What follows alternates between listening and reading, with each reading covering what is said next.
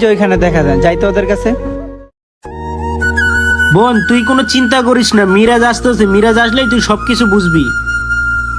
আরে মিরাজ তুমি আয়া পড়ছো?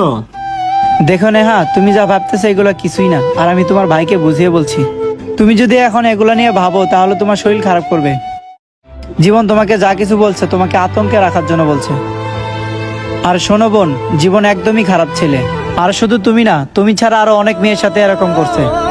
আর শোনো, তোমাকেই বলছি এগুলা নিয়ে তুমি কোনো টেনশন করো না। জীবন তোমাকে যা বলছে সব মিথ্যা কথা বলছে। তাহলে ভাইয়া আমি কি আসলে প্রেগনেন্ট না? না রে বোন, তুই কোনো প্রেগনেন্ট না। তুই শুধু শুধু চিন্তা ভাবনা করতেছিস। জীবন ছেলেটা মোটেও ভালো না। আর এসব ছেলেরা এরকমই করে, মেয়েদের সাথে টাইম পাস করে ওদের জীবনটা নষ্ট করে দিয়ে ওরা চলে যায়। দেখ বোন, তোকে আর একটি কথা বলি, আমি তোর বড় ভাই। নেক্সট টাইমে যদি এসব কাজ করস তাহলে 10 বার ভেবে চিন্তাই করবি। ঠিক আছে ভাইয়া, আমি আর এইসব কাজ কখনোই করব না। আমার ভুল হয়ে গেছে, আমি আমার ভুলটা বুঝতে পারছি। তুমি আমাকে ক্ষমা করে দিও। আর আজকে আমি তোমাদের কথা দিলাম আমি আর কখনো রিলেশনে জড়াবো না। আর আমি তোমাদের পছন্দের ছেলেকেই বিয়ে করব। ঠিক আছে বোন, তোর কথা শুনে আমি অনেক খুশি হলাম। এই না আমার লক্ষ্মী বোন। আচ্ছা ভাইয়া, ঠিক আছে, তাহলে চলো আমরা বাসায় চলে যাই।